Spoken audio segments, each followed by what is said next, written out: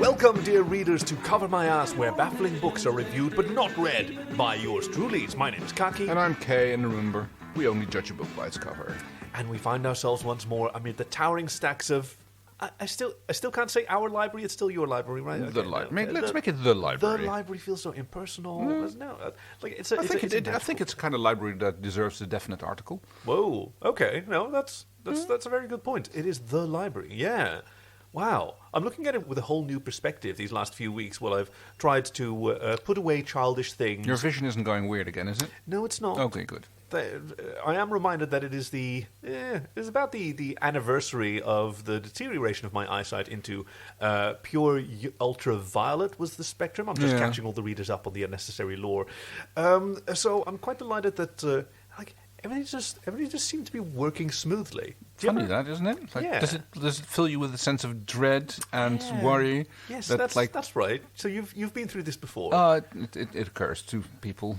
When things seem to be going okay and there's no like weird new animals. Things seem to be going too well. It's like when's the other shoe going to drop? Why is there like... Should I have been wearing two shoes this whole time? It's traditional. Well, then how am I supposed to pace in cool little circles? Oh, well, you could nail one foot to the ground and then like... Oh, there's an idea. Yeah. In order to like forestall this sense of foreboding, I could just nail one foot to the ground. I didn't say it was a good solution. I mean, it would work. work. That's right. That's usually my line. Well. So I appreciate that we're coming closer together. So, since it's been a while since any of my usual shenanigans, like I haven't befriended any new wildlife, although I do miss Guinevere, the Velociraptor. Never did find out what was going on with that. But yeah, we did. We kind of lost the quest for the breeding grounds and got distracted by other things, didn't we? Yes. Or at least I did. But I haven't been allowing any such distractions to enter my life for a few weeks now. Like I've been reorganizing and stacking the shelves and checking the stamps, like we talked about the little stamp. Yeah. But so I think I'm ready to start taking the next steps. And I wanted to talk to you about a performance improvement program, the next step in my career as a librarian. Yeah. How do I move from a junior librarian to, what's the next step up? And how do I, what's my path there? Well, after junior librarian, you get librarian. Yeah. See, that's the one that I'm interested in. Okay. I'm sure we can work on that. You've shown that you're capable of handling yourself in regular day-to-day library affairs. Yes. I do carry my sword with me wherever I go. It's essential. Well, yes. Okay. So carrying the sword is fine, but it's really not something you should do when you're at the service desk. Okay, clarify. Sorry. Right. My immediate reaction was, I have needed it to protect myself several times at the service desk, but I'm here to learn. I'm here, so please... Well, please... if you're servicing customers, then carrying a sword is a little bit uncouth. To be honest, I don't actually recall when the last time was that we had any customers for the library, so that's not as much of a problem. So manning the service desk is more about making sure that there's enough tea and coffee. Can do. Yeah. I believe it's also the anniversary of the discovery of the cafeteria, so... that makes sense. Yeah.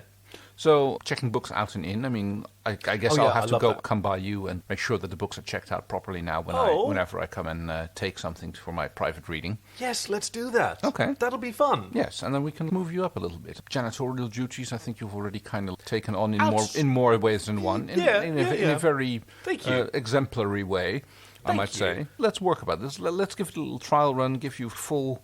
regular librarian duties. So a badge and a gun, you're saying? Well, I've got the laminate. We can do. Guns, no. Let's not go with guns. Well, that was a hard answer. You're not even going to think about it? Because then how am I supposed to, when I misbehave, how am I supposed to hand in my badge and my gun? Because that's the part I'm really looking forward to. Okay, well, the thing is, with not giving you a gun, is like I don't want any more 45 caliber bookworms getting around in the wild, Yeah, but you fight fire with fire. Not in a library, you don't. Okay, well, see, this is where you're the senior librarian. In a library, you fight fire with a Halon fire suppression system. Oh, that's fun. That's good if you're good at holding your breath for a long period of time. I am. I'm like Guybrush Threepwood in that regard. 10. A solid 10. Yes. Yeah. Okay. So for the coming week, I'm going to be manning the service desk, right?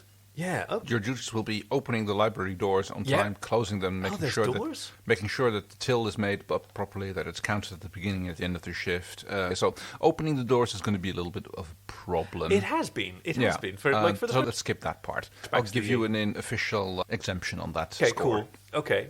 That'll be good. Everything else, I'll run you through the procedure one time, and then you can shadow me at the front desk for the first day, and after that, I'm sure we can let you off with your training wheels. Okay, I'm so excited. Oh, I'm glad to hear that. It's like, you're such a light when you are excited and enthusiastic about something new, especially. Oh, thank you. I'm sure that unlike all the previous things that I've embraced with this enthusiasm, this won't turn into a fucking travesty. For this time, for definite. I'll hold you to that. Well, actually, let's make that an action item on your review for your position as a regular librarian. So the number of fucking travesties in the course of my duty should stay below 5 per year. Ooh, oh. I said below. Yeah. Listen, it's got to be achievable. It's not like I'm going for senior librarian or the master of the librarian or librarian wizard or whatever. Yes. So this week, we have a book. Yeah, we have a book. We have a book. We do. This week's book is by Norton. She is a returning author. That's right. I don't know what the book was called, strangely. I remember that the episode was called The Shoshone Suomi Showdown. Say that 10 times fast. It was episode 19. Lord of Thunder. Oh, right. I remember. Yeah, with the giant bird, and you had Perkele and Pocatello. All the other. There's a returning theme in her books then, because again we are dealing with ancient gods. At least gods from the ancient world. The name of the book is Witch World. Yes, and on the cover, if you look down at your podcasting device, by the way, you should be seeing the cover of today's book. Otherwise, you can check the show notes for an image and a link. You can check Twitter at CoverMyAssCast, where you'd look for episode 71, or you can go to the website at covermyasscast.com, and then you will see this cover, which I really like this kind of color scheme. Red and blue? Secondary colors. There's violet in there, which I'm pretty sensitive to with my eyes still recovering from the ultraviolet spat, but also some bright reds and cool pastels. Andre Norton at the top, Ace Books. Also, paradoxically, down the left side it says First Book Publications. It's got this cool style for the cover. The figures on the cover are all of these sort of bird men. I think it's a toucan-ish. No, the eyes are not toucanish, but the beak very much is. Oh, have you ever seen a toucan skeleton? No, it's like, it's ridiculous. Enormous beak. Well, yes. It's the huge beak. So on the front cover, we have a gentleman with a ray gun. I thought it was his industrial feather dryer. Sort of. And he's got like a toucan headpiece and a very skin-tight outfit with a crest emblazoned on his chest of the red outline of some other bird. And then there's knights who also have the same costume, but they also have shields and longswords. I think it's a feathery outfit that he's wearing. It is, totally. It goes with the bird headdress, which makes entirely good sense considering the setting of this book that we're dealing with. Yes. Now, we start with something that I was honestly a little bit unfamiliar with. The preparations for a performance of Die Zauberflöte, the magic flute, the famous opera by Mozart with who was someone that he worked with at the time. He played. Yes, he played the main part. He played Papageno, who is sort of a Hanswurst kind of character. He's a bit of a fool. Just the standard, looking out for himself, a little bit a dumb guy, a little bit everyman, but a little bit greedy, a little bit selfish, a little bit out for his own good. See, I appreciate characters like that. They sort of humanize the world in the face of usually very idealized heroes. I've got to admit, I didn't know the magic flute very well, or at all, in fact. I think it's one of my favorite pieces by Mozart. I do love a good soprano, and the aria of the Königin in der Nacht is the Queen of the Night. Yes. Yeah, okay. We'll come back to her later. Yeah, we sure will. So we start off with a production being prepared for the magic flute by a rather unusual theatre troupe who practice sort of radical kamikaze theatre. Now, this is sort of like improv everywhere, where they take their theatre productions so very seriously, they essentially give up their real lives. This is beyond method acting, where you stay in character as long as possible. They go so far as to legally change their names for every production. Which is quite an effort, because a lot of places don't let you easily do that. I mean, I guess in the UK you can do it by deed poll, but in a lot of other places, changing your name is forget about it. Yeah, certainly when you get, one of the problems in theatre is always finding enough boys to play the roles. Mm-hmm. So you got, there's huge shortage. Which is kind of weird, because historically all the parts were played by men, even the female parts. Well, this is one of those things where certain professions have sort of changed in terms of their gender stereotype. You know, the way that maths and computers was originally women's work because it involved typing and that seemed like secretarial work. So in this case, some of the actors have had to legally change their sex to match their role because they're doing a kamikaze theatre, and like which is not very popular with venue holders. But you know, no. So they're quite radical. They go everywhere. Like their last production was extremely unpopular, which was a kabuki version of Star Wars Episode 2, Attack of the Clones. I can see how it would be suited for that, like with the robot face masks and everything, and it's all the stylish Roger movements, and that would be fantastic. I would have loved to see that, actually. Likewise, it was performed pretty underground. I think they excavated a salt mine for several of the performances. But so the Kamikaze Theatre Troupe has finally recovered from the Attack of the Clones production, and they've moved on to the Magic Flute. Now, of course, this requires all of them to learn to sing, which they've never really done before. Which is actually something that was a problem with the original as well. Oh, yeah? So the name of the character, you mentioned him, the actor who plays Papageno, was one of Mozart's close friends at the time, because he'd been involved with the troupe. And I think he wrote the libretto. Yeah, he wrote the libretto, yes. Yeah, the story. Which is kind of like dissed upon, because it wasn't considered to be particularly good. But it allowed Mozart's imagination to soar, and he wrote a fantastic musical score to go along with it. But his vocal range wasn't particularly good. Okay. And he was not a very experienced singer either. So what you see in the score compared to the music is that, like, often the note where the singer is supposed to start on is already picked up by the strings, so he can find his tone, and then he can carry it. And a lot of the rest of the melody is also carried by the musicians. Right, so that he just has to follow, or you can lower his volume. Follow, and he can just like kind of adjust and just like kind of keep it going like that. That is fantastic. Whereas the part of the Queen of the Night was sung by his sister-in-law, who was a very experienced singer, and she just gets to shine because he knows she can carry the part, and he can like do with the music whatever he like, do all the counterpoints, and she could just like belt it out. That's the aria that you mentioned? Yes, it's the Holle Rache kocht in meinem Herzen, I believe. The empty vengeance boils in my heart. Ooh, that... Yes, that's quite appropriate for the person who's playing the Königin der Nacht. Unfortunately, could not completely change their name, as was usually required, because they were in the middle of rather an intense custody battle, and so it was quite important for them to retain their previous legal name, and so that is now Queen Shakti, the senior member of the Jedi Council. She went to court over this custody issue while they were still doing Attack of the Clones, and you can't change your name in the middle of a lawsuit. Otherwise, your attorney would advise you not to do this. Exactly. You can't have a plaintiff and then like a different person wins the case in the end. One of the other members of this troupe, one who's actually got his shit together, he plays Sarastro, the sort of wizard, no, the high priest. Sorcerer. He's a sorcerer. Yeah.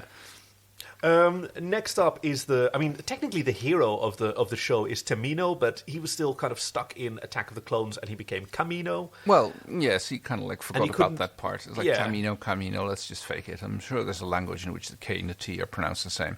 Wow, that's a language I would want to learn. So we round out our cast with Papageno, who was mentioned before, where actually two people thought they got that role due to miscommunication, and neither of them really handled it very well. So one of them, not one of the more open-minded members of the troupe, didn't appreciate being called Papageno, so he rewrote it to be Papa Straight No, because that was more in line with his identity. Yeah, I suppose that makes sense. It's one of the key parts in the opera. It's like, and there's very much the aria when he sings with Papagena, which is all about the children they're going to have. Yeah, that's the one. That's the one, yeah. It's like erst eine kleine Papageno, then eine kleine Papagena, then noch eine Papageno, and then it goes on like that for a little bit. And apparently they want quite a few kids, and they expect the gods to bless them with it, which I suppose they do. I think it's going to be harder for Papa Straightno and his partner, who is also another dude who thought there was also going to be Papageno, whom then, after some negotiation, was known as Papagay 2. Well, I mean, they were both very gay, so it makes sense. Yeah. It's... And lastly, the other villain next to Queen Shakti, Monsanto. Now, that was... You can't have a good opera without a little bit of social criticism. Exactly. And I know there was Monosarto or something. Monsanto, it's like it's a seed company. No, I know that, but the original character in the play was... name, yes. Monostrato. Again, He's dyslexic, so. something interesting that you should mention that. I know you mentioned that earlier, that there seems to be this trope going on these days about the captain of the guard being this big guy of usually African. Can I say black? Like this big... In the original tweet that I saw was the observation that in a Euro white fantasy kingdom, there is always one black dude, and it's always the captain of the guard. Turns out, in The Magic Flute, the captain of the slaves is a big black dude. Yep. So this trope has been going on for at least 300 years at this point. It's tokenism, because you get just the one, and he's a good one. He is trusted. Well, with the implicit message. He is the bad guy in this plot. Oh, is he? He kind of is. He's the one who, fights. So, yes, Camino is preparing for his part to sing in the upcoming production from the Kamikaze Theatre of The Magic Flute. And he's a little bit worried because he's gotten his hands on a review from one of the critics who's seen a pre-production version of this thing, and who's chosen to borrow the words of the infamous Stephen Pyle, who describes Camino as the world's worst opera singer, whom none before or since has succeeded in liberating themselves quite so completely from the shackles of musical notation. Which about is as damning as you get. Do we know whom that was originally written about? It was written about... Is it about Florence Foster Jennings? Yes, it was. Yes. Okay, so she is a hero of mine.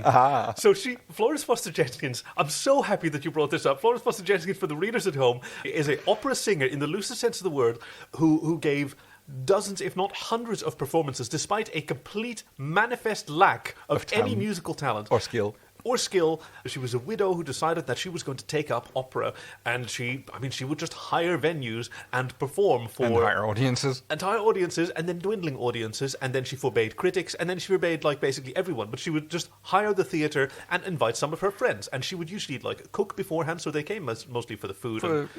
Come for the food, stay for the mishandling of the opera, I suppose. But I love her so much because she continued, even in the face of all of reality telling her she was terrible at this, she still found a way to go and do it because she loved doing it. And why else? And if that's your thing, if it makes you happy, then by all means do it. Exactly. You can be a couple of dudes sitting here with microphones that almost no one in the world listens to, and then you put a lot of time into the preparation and the editing, and you do it because it's fucking cool. We are Florence Foster Jenkins. We are the Florence Foster Jenkins of the podcasting world. Let's go with that. Wow. I think we've got our episode title. Yeah. I sort of feel a little bit giddy, much like the members of the Kamikaze Theatre who devote themselves so much to their character that they subject themselves to an exclusive diet representing it. So for Papastrato and Papageno too, that's an all-nut diet because they're playing these bird people. That's not very far from their usual engagements, but, they kind of go with that. And so they're all suffering from malnutrition delirium, which I'm kind of feeling as well. Oh. Was your drink empty? Maybe that's it. So, Camino sits there noodling away on the celeste, which is the piano-like instrument which is used to produce the little tinkly notes of the Glockenspiel. I think a lot of people will know the instruments mostly as the little toy pianos, which operate on the same principle. It's basically a little keyed Glockenspiel, which is with little hammers that strike the pieces of the metal. which produce little bright notes. Pretty much, yes. That seems so cool. And he's kind of noodling on. I guess he must play the secret chord or something because the entire world around him changes, and he finds himself transported into what he thinks the decor guys have really upped their game. They must have wheeled in the new scenery because I'm standing here in front of the temple of Isis and Osiris. Yeah. What a remarkable thing. While he's still noodling on his keyboard. Yeah, he was probably really reminded of one of the previous Kamikaze Theatre productions of He-Man and the Masters of the Universe. Yes. Where, hey, I'm pretty sure this exact thing happens. Someone finds a magic space synthesizer. I suppose, yeah. I mean, Camino's cat wasn't very pleased that he had to get painted green. White paint cats, it's a famous book, by the way, but... Yes, I believe that's come up. Followed by the sequel, White Cats Paint, which is an entirely different book. Well, I mean, this friend of mine stuck some fake eyebrows on his dog. Oh, it's great. He looked very surprised. Yes, and then he looked angry. And then I still think next he should do a little Fu Manchu. Ooh. That would be funny, but dog might try to lick that off or something. That was a problem I recall in the film Resident Evil by Paul Anderson, 2002. Hey, yeah. this is what I'm doing it, where you had these zombie dogs, and so they had actual dogs made up in zombie makeup. Right, with meat hanging off them. Yeah, and they kept eating the meat of each other. Yeah, even though it was all food safe stuff, it gave them awfully terrible tummies. And, oh dear. Yeah, so they eventually redesigned the makeup to make it out of spaghetti. And that spaghetti stopped them bolognese. from eating it? No, they could just go nuts, and then eventually they'd have enough sense. of it, and it would still look gross. So it looked because fine. It now just looked a bit chewed upon, which is kind of like appropriate for zombies. Makes sense. So he finds himself in front of the temple of Isis and Osiris, and there's a big temple conflict going on at this point. It takes him a while to catch on to the fact that he is in fact not in the theatre production anymore, because everybody is so... I mean, they're all method actors, or kamikaze actors, really. They're super hardcore. And he recognizes everybody as being his fellow actors, and it's like, and it takes him a little bit to realize. Basically, it takes him getting thrown into the dungeon that he realized that no, in fact, he is not back in his own safe theatre anymore, because he's tried using the safe word for a few times, and he's not... Oh yes, what was the safe word? Is that the Rindfleisch-Etikettierungsangebot, that incredibly long German word? I don't. Oh, it was. So it's officially the longest German word, the Rindfleisch-Etikettierungsüberwachungsaufgabenübertragungsgesetz. Okay, so the beef labeling. Watchdogs Überwachung? That's Germanic languages for you. You can just basically keep stitching words together and it still makes sense. And he yells it 3 times as he's supposed to, and nothing happens. No weird ghosts appear in the mirror or anything like that. And he finds himself in the temple conflict, the temple of Isis and Osiris, and the conflict between Queen Shakti and Monsanto. Well, that was one team. That was one team. Yeah, and on the other team was... No, Monsanto was on Charastro's team. Queen Shakti is the queen of the night. Yes. Who is basically trying to turn the temple into a gay nightclub. Yeah. Which is not the usual way that temple conflicts go, because this seems like a violation of the principles of the temple of Isis and Osiris under the leadership of the high priest Sarastro. Yeah, well, Isis is, of course, the queen of the sky. And yes, of course, yeah, I knew that. And Osiris is the king of the underworld. Okay. So that's a bit of an interesting mix-up there. And Sarastro being the sorcerer here, who is trying to turn the temple into a Masonic society. Yes, because that was a huge thing. In the time that Mozart was writing the Magic Flute, Freemasonry and Egyptophilia was it was Beatlemania. A big thing, yeah. Yeah. I mean, he was a Mason along with I forgot his name again, the guy who wrote the libretto. They were both Freemasons in the same society. Apparently there's a lot of symbolism in there, although that again is also disputed a little bit. I guess that's the Freemasons things. They put their things everywhere and then they go oh, no, that's not us. And it's nothing to do with us. Then why? And then what's the point? Putting these secret codes in everywhere. So they can go hey, you see the it's thing? Not me. It's not us. It's not us. No, totally not us. But it's such a pointless dog whistle, because if it's so deniable, then it's barely even there, right? Yeah. Also, secondarily, every time that I try to figure out the name of this person who played Papageno and who did the libretto, the only name that I can come up with is the one from... is Otto von Krankenbusch Schinken-Gescheitmeier. Wow. Who is the name of another famous opera, a character in another famous opera, which is the Animaniacs version of Schnitzelbank. Oh, I don't know what Schnitzelbank is, but... So it's a German traditional song that Germans don't know, because it's an American song, but it's in German, and it's... Ist das nicht ein Key, ein Lock? Ja, das ist ein Key, ein Lock. Key, ein Lock. Dun, dun, dun. Never Oh, du schöne, oh, du schöne Schnitzelbank. And it's a lot of fun to sing, and it's always like a call and response with someone where they learn German words, or But the song itself makes no sense whatsoever. No, it's Emanuel Schikaneder. Well... Yeah. I guess that makes more sense than Otto von Krankenbusch-Schinken-Gescheitmeier, but I think I'm going to keep calling him Otto von Krankenbusch-Schinken-Gescheitmeier. Schikaneder. With an E. No, it's Neder with an E. Stand corrected. Yeah. The Freihaustheater auf den Wien. Oh. Schink an Eder. How about that? So the town of Schink on the River Eder? That makes sense. Right. He finds himself locked up in the temple trying to figure out the situation between Queen Shakti and Sorcerer Sarastro. Sarastro, yes. Sarastro, yeah, that's the one that's actually... You got it Sarastro. right. Yes, I guess he got there in time. And, of course, the eternal problem between the love interest between the queen's daughter and the sorcerer's son. Yes. Which turns out that, back in the real world with the custody battle, between the daughter and the son. There seems to be this, yes, that's right. I love how the things going on in the mystical world like mirror the things going in the real world, and I think it's very good when an author can pull that off in a book. That they have these conflicts mirroring and paralleling and bringing the conflict out in the fantasy world or in the mystical world, wherever it is that is happening. It's always a great convenience when you could just have a certain number of actors and they can play multiple roles. It's sort of like in the 1930s cinema production of The Wizard of Oz, where, Auntie M and the Wicked Aunt was also a wicked witch. Yes. And the Great Wizard of Oz was played by the same actor who played the sort of traveling salesman, magician. Which I believe actually comes back in the other productions, where it's like he got transported to the Wizard of Oz by his magical balloon or something, or his balloon. Yeah. There was a recent one called the Emerald City, and it's by Tarsem Singh. He also did like The Cell and a few other incredible production design. Beautiful imagery, yeah. Yeah, and also quite horrifying a lot of the time. They're very scary as well. Well, I do believe that's the one where the horse gets sliced up and pulled apart. Vincent D'Onofrio plays the wizard. It's wonderful. So things are looking not very great for our hero, Camino. He's locked up in a cell. Things ain't going well. Hey, locked up in a cell. Name that particular song, theater nerds. Yeah, it's from Josephine the Amazing Technicolor Dreamcoat.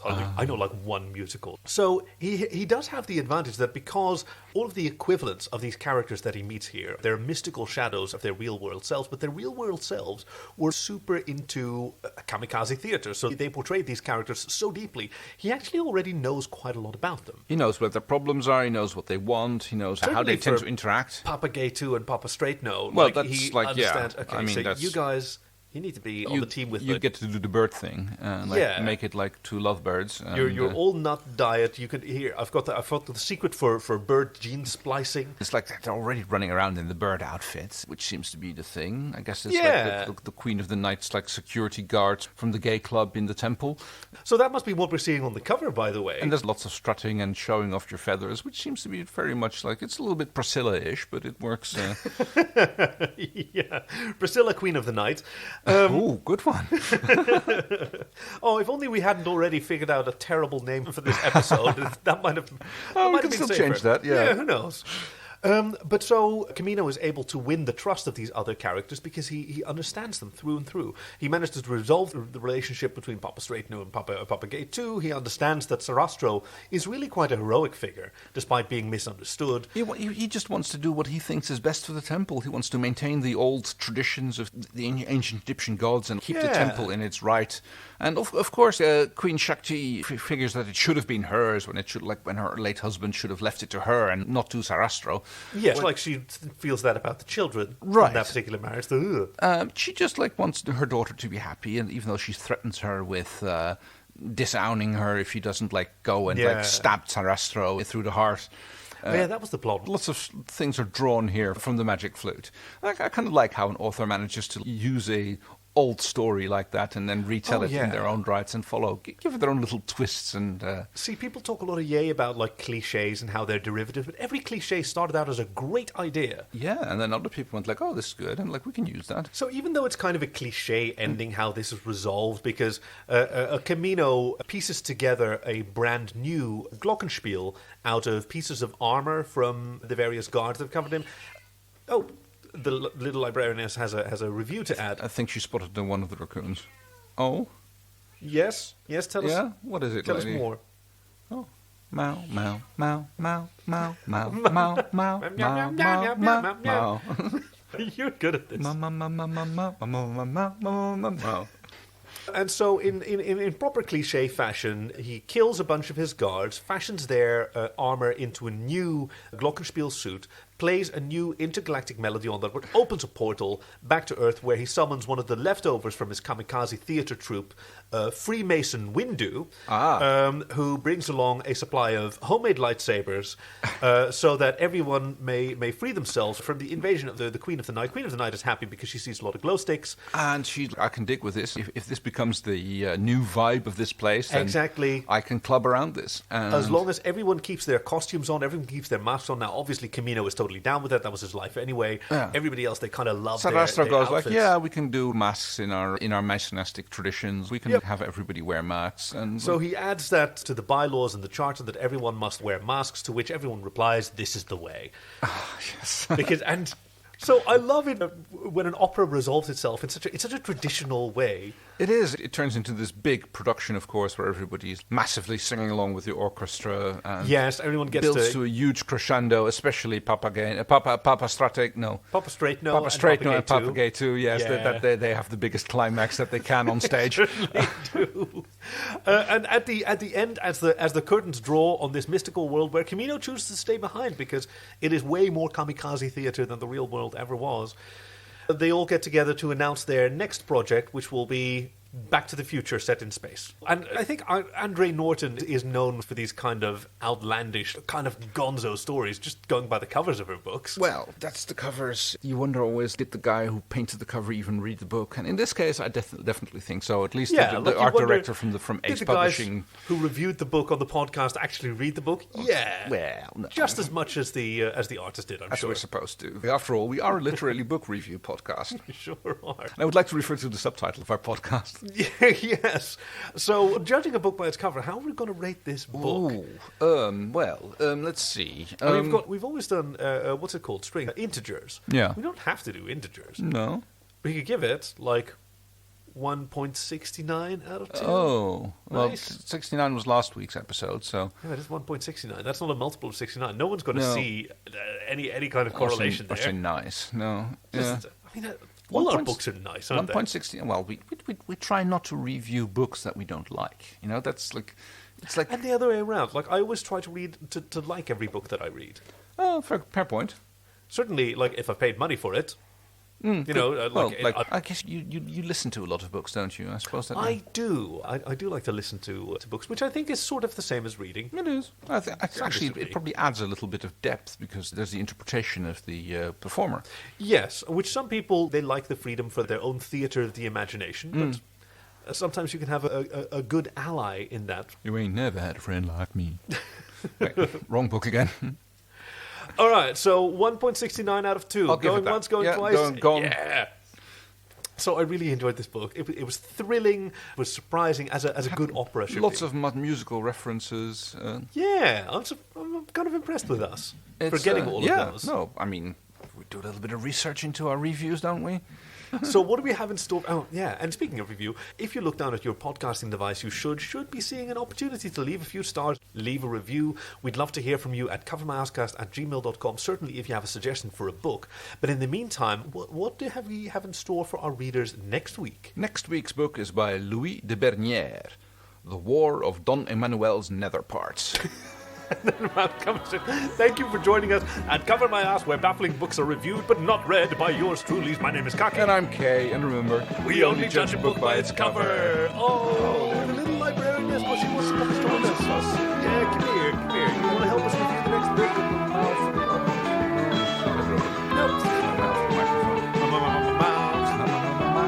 So did she have to go through the gauntlet that I have to go through to become a librarian? Because she's just straight up the librarianess, right? Honorary title. Oh, yes.